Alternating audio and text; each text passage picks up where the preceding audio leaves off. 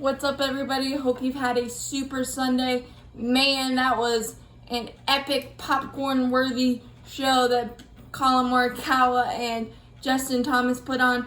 Colin Morikawa came back from 2 down with 2 to play and bested Justin Thomas on the third hole of the playoff when Justin Thomas, unfortunately, that right miss got him today, and unfortunately he got a bad kick right behind a tree and could not make the comebacker for 11 feet to have the par there. And Colin Morikawa was able to get down in 2 and get his second victory. 22 cuts made and 24 starts at just the tender age of 23. It was absolutely gravel in your guts type of performance for Colin Morikawa.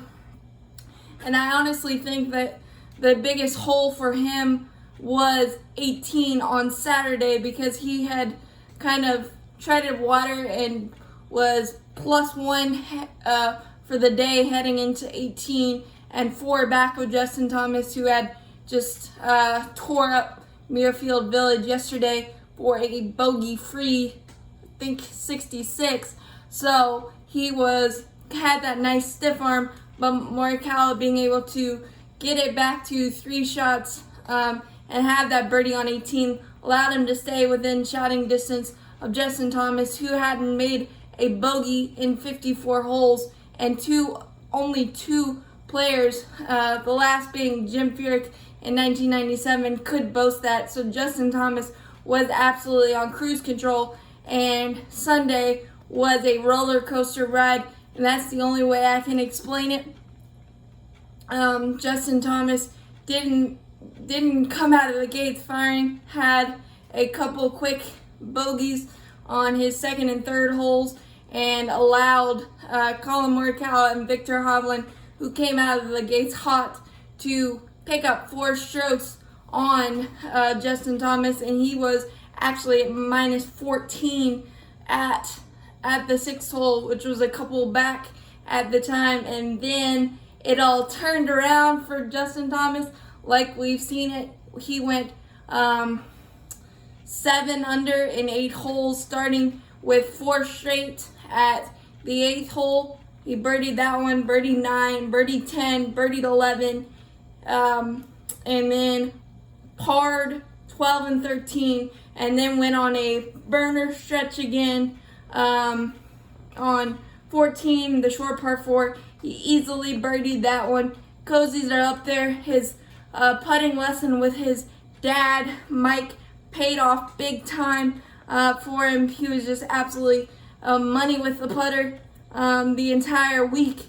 It just kind of escaped in the last couple of holes, but they weren't actually bad putts. But on 14 he birdied. On 15, absolutely striped the 3-wood to 23 feet, drained that for eagle, and it was 21 -21 at that point, and Colin Morikawa made the par of all pars at the par 5 15th, where he missed his layup in the gnarly rough, and still was able to get up and down there to keep his hopes alive.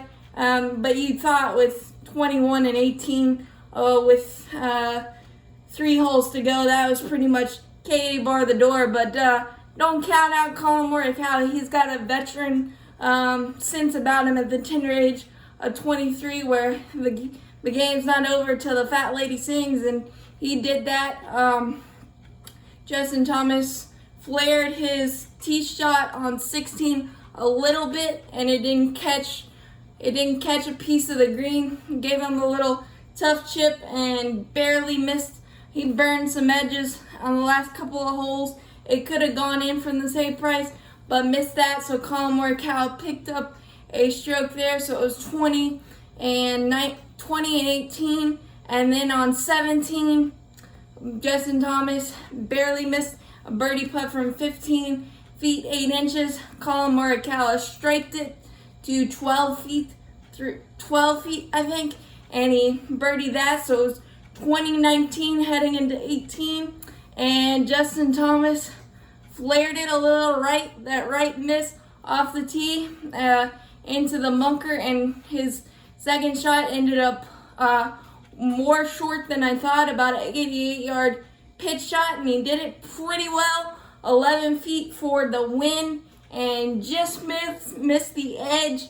And then one of the most epic, Colin Morikawa had that same shorty to extend and go to a playoff, and it went around the rim and went in this time, barely. Almost a nightmare situation for Colin again, but we went to the first playoff hole, tee shots on 18. Justin Thomas went right, Colin Morikawa went left. Colin Morikawa 25 feet, Justin Thomas 50 feet, absolutely drained it. It had about 9 feet of break, and then Colin Morikawa had to make it on top of him to extend the playoff. It barely held its line, but it was an epic putt for him. 75 feet of putts made on the first hole. Justin Thomas and Colin Morikawa both striped their drives on the next playoff hole, and Justin Thomas actually got unlucky. It hit the flag and brought it back to about 10 feet. He barely missed that one. Colin Morikawa barely missed his 25-footer, so they both parred there. And then, unfortunately for Justin Thomas on 10, his tee shot with 3-wood got a horrible kick.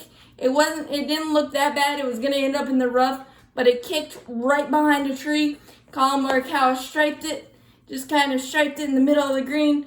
2 putts because JT missed his 11-footer for par, and Colin Morikawa was able to come back 2 down, 2 to play, and Dormy, and come back and rip JT's heart out. But a lot of those putts that JT missed were barely, and a lot of those shots could have been a lot better than the golf gods gave him. But JT shouldn't hang his head. Colin Morikawa, that was epic, and thank you for that. That was an amazing Sunday afternoon, and now we are preparing for Tiger Woods to come back. Got my Sunday red ready and hoping for a Snead record breaker for Tiger Woods next week. But that was such an epic Sunday, and I hope I covered it all for you guys.